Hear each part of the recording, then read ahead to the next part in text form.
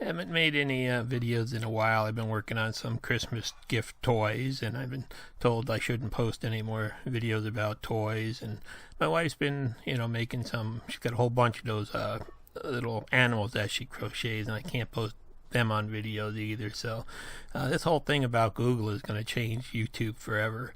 But anyhow, my wife and I got a bigger TV for one of the Black Friday events at Costco, and I purchased this mount. It's a model SLF226 full motion wall mount from Costco also.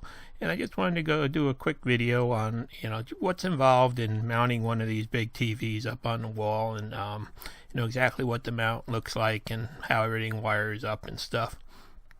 So this is it. They got a big sale on these, and I decided to wait to pick one up. I already had the TV for a couple weeks, and you can see there's some steel brackets that go across and hold the TV, and another vertical one for the back of the TV.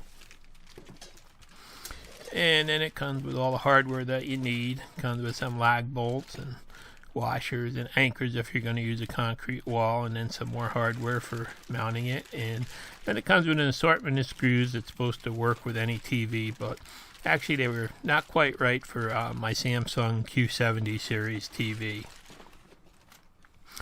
And then the main frame of the bracket is really quite heavy duty there, and this piece here goes on the wall. It's it's all made out of steel and fairly heavy duty there looking. And then the whole pull out and swivel feet, well, there are a couple plastic covers there, and then this whole pull out and swivel assembly for it is really seems to be well made and sturdy for the TV. It's rated for 135 pounds, and the TV we have, I think they said, is 82 pounds, so it should be no problem holding that TV. Now, the Samsung TV instructions tell you got these spacers that come with the TV, and then you need a certain length screw, which the ones in the kit actually were a couple millimeters too long. So what I wound up doing was just putting an extra washer on them to bring them down to the right size. And basically, you can see I wound up putting two washers on, and that got me down to the 43 millimeters, and then put it through the bracket. And actually there's a spacer that came with the TV that you have to use on the back there. So first thing I did is I started mounting, you mount these two horizontal brackets, and one goes on the bottom here, and then another one goes across the top, and then there's a vertical bracket that just bolts in between them. And it's all really well explained in the instructions, and everything's easy to do and slotted so it lines up easily. And then I had to start marking out the location on the wall and find the center and the heights and everything else that I needed. And then I went on the website for the mount, and there they had it where you could just pluck in the height that you wanted the TV to be, and you just put in your TV model, and it printed out exactly where the holes had to be and the bracket had to be mounted. So that all worked out actually to be within 1/8 of an inch when I was done. So I'd highly recommend using that to get it where you want. So I wound up getting everything lined up, and they give you this template to use for the mounting hole locations. And you just want to double check that everything's level and at the proper elevations. And I actually have a weird wall with an extra stud in it there, and everything's going to be off center due to that. But this mount worked out anyway, so I'm real happy about that. So I've got my whole locations marked for mounting the bracket there, and it's really easy. You just tape the template on the wall. Then I took a finish nail and just drove it in the wall until I found the edge of the stud to make sure I was centered on the stud. And you have to drill a 3.5-inch deep hole. Luckily, I had a set of 6-inch aircraft drills in the right size, and the lag bolts are quite long that go in there. And one thing you probably want to do too, if you have any fear of having electric wires in the wall in an older house that wouldn't have plates over them, you may want to check with a metal detector to make sure there's no wiring in the way, because these holes almost come out the other side. So basically you go through and use a template to locate your holes, and I used masking tape all over the wall for, kind of getting going and setting elevations and stuff. It's the easiest way to not have marks on the wall when you're done. And so it's time to just kind of peel all that back now that I've got my holes in. I still have the vertical piece there for the edge of it to make sure everything's going to work out. And then this framework here goes on the wall, and it comes with the 4 lag screws for mounting it. And they're it's real easy to mount this with that template and everything.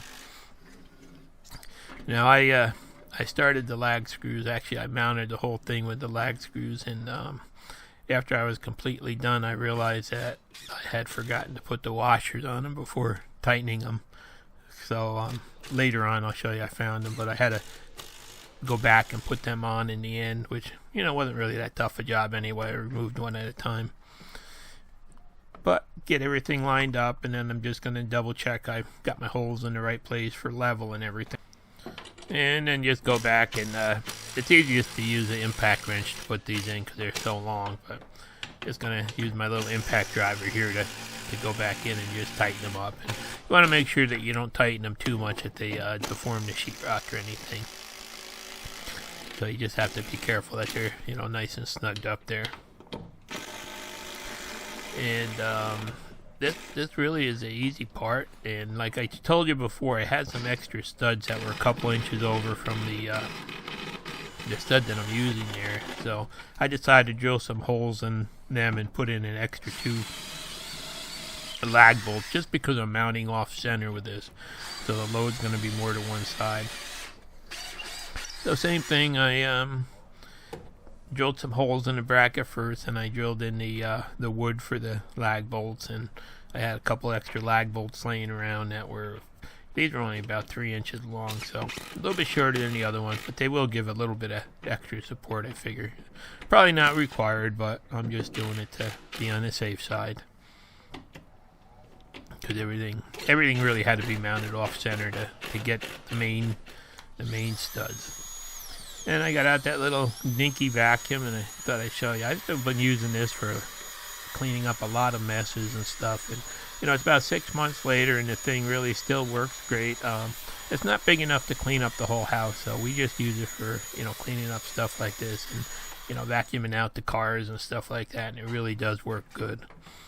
And then the bracket piece actually just rolls right into there and locks in place pretty much, and some slots up in the top and the bottom, and they give you some socket head cap screws and a hex driver there to tighten them up with. And what you want to do is get those, there's 2 screws from the top and 2 screws from the bottom that locate that thing side to side horizontally. So what I did is I got all the screws started, and then I just went back and took some measurements because I had to have this centered exactly between 2 cabinets, just to make sure that the center of that bracket was in the right place. And I just slid it to the right location, and then you just go back and tighten up the 4 screws here. It's really easy to put together. It was easy to align, and everything fit perfect. So I think it's a fairly decent mount for the money. So there it is, all mounted, and you can see it pulls out almost 2 feet from the wall. Now when I got the TV, I actually put it up on this cabinet that was originally built to hold a 42-inch TV. So I had to build a framework out of some pieces of wood there to get it up. And I know I wouldn't have any help when I mount it on the wall, so I just put it up there. And now I'm just going to pick it up a couple inches. I need 2.5 inches to get it so that it'll slide onto the mount there. So this was an easy job. I just rocked it up, put some 2.5-inch blocks under there, and then basically I was able to just pull that mount out. You can see, and there's like a V groove in that vertical bracket that locks the TV in place.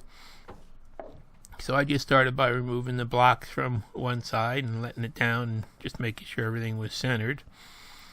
And then I'm just going to go around to the other side of the TV and pull out those blocks, and that way I didn't have to lift anything up to get this on the wall. It really made it an easy job for me to do by myself at this point. I didn't have to put any undue stress on the TV. Then there's one screw that goes in the center, and I just got that started. I didn't really tighten that up tight. I just got it snugged up there because this is how you level the TV. And then at this point I was able to go back, and the TV's hanging in the air by itself, and able to go back and remove everything under it. These big TVs can be really fragile, so you have to be careful how you handle them and move them and pick them up. So, there's a stand that I built to put it on because it was too big for the cabinet.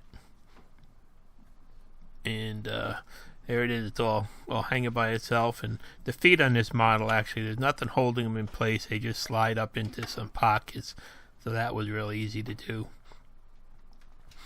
And then it's real easy to move the TV around with the mount. It pushes really close back against the wall and stuff. But I just put a level on it now to check the level, and then you adjust this little screw that shifts it side to side to level it.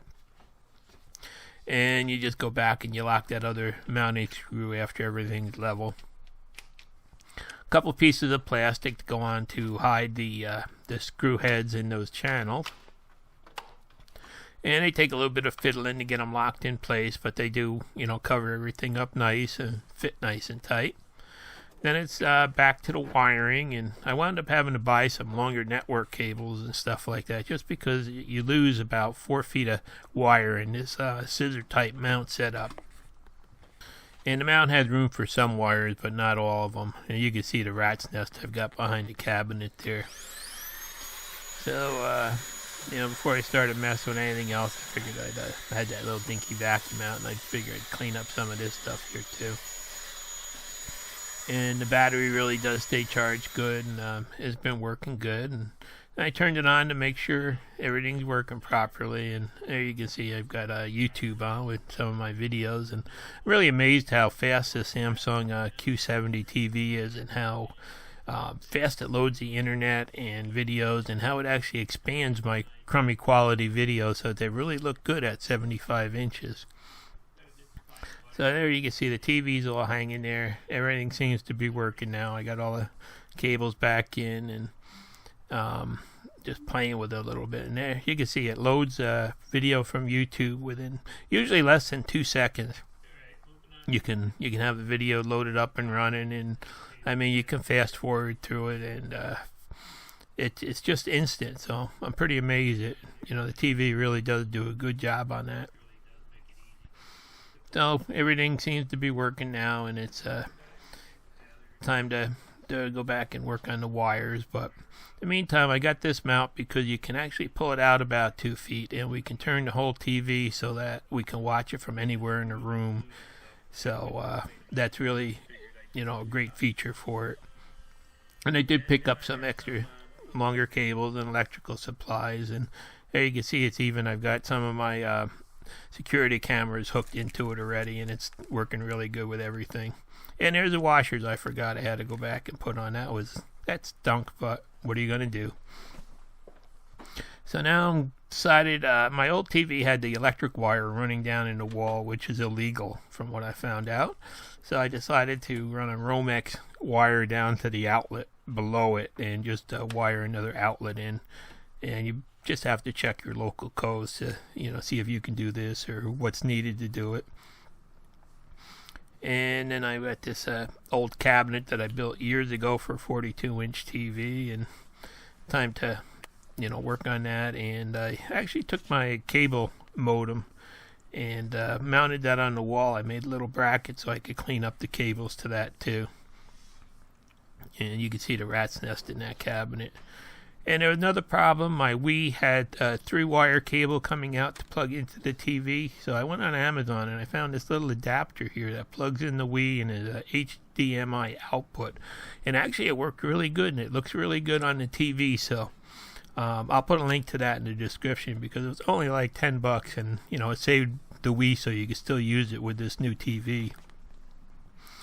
So my wife decided she wanted the stand a little bit shorter, and I had to pull all the stereo equipment and stuff out to cut it down. I came up with 4 inches would be a pretty good number so she could get bowls and stuff on top of it.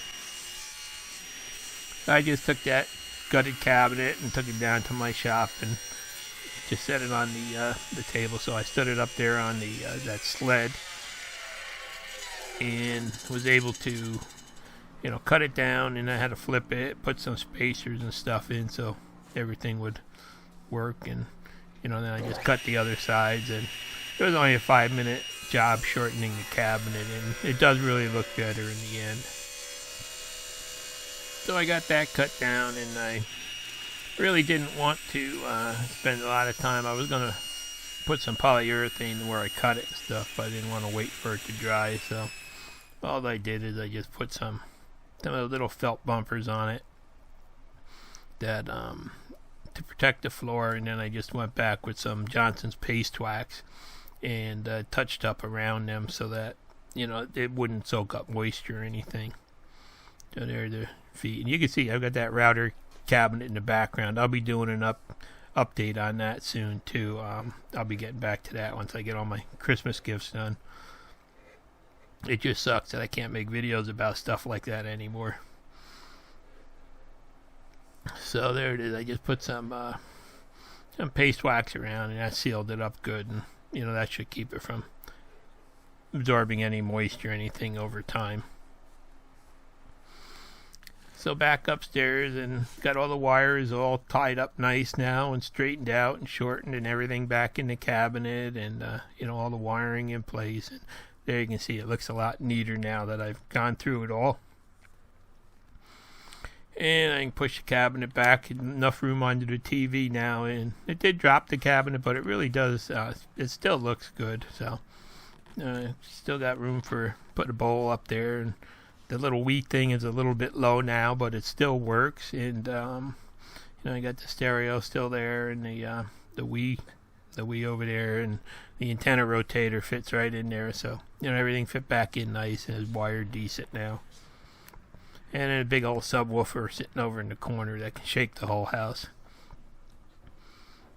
So, you know, pretty much it's all done, except for I'm still waiting for some more wires to come, some more network, so I can finish getting longer wires in there. But there you can see how easy it is to pull out.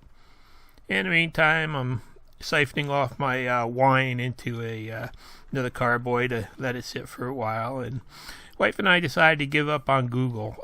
These little Google guys, we used them for about 8-9 months, I think, and all of a sudden they started doing updates and they stopped working. I mean, you'd ask it a question and the lights would just stay on, and things got really dumb and just wouldn't do the voice recognition right anymore. So I decided to try some of these little Amazon Echo Dots, and they actually work wonderfully. So you know, Google's doing something with the older units, so they're no longer functional, I guess. They want you to buy new ones. So there's all the wiring. I finally got everything all tidied up, and you know, they don't leave room for, in those raceways there for all the wires you need for a TV like this. So you kind of have to clamp some on the outside, and there's that outlet all wired in, so everything's all tucked in. And I actually wound up mounting my SmartThings hub up behind the TV also, and it's not the perfect spot to mount it, but it actually works good, and you know, I'm going to leave it there. So, and I got everything kind of tied up there now in the correct thing. And here's that little bracket I bought for the SmartThings hub. I'll put a link to that because it really does fit nice, and I picked that up on Amazon. So all in all, this Sanus, that's the SLF226 mount, really, you know, it did work out good for me. It was easy to mount. Everything was included, and it seems like it's going to hold my 80-pound TV no problem. I don't know if you got into a 100-pound TV, what it would do, but for my 80-pound TV, it works perfect. And this Samsung 75-inch Q70 TV is awesome. Thanks for watching. Please subscribe.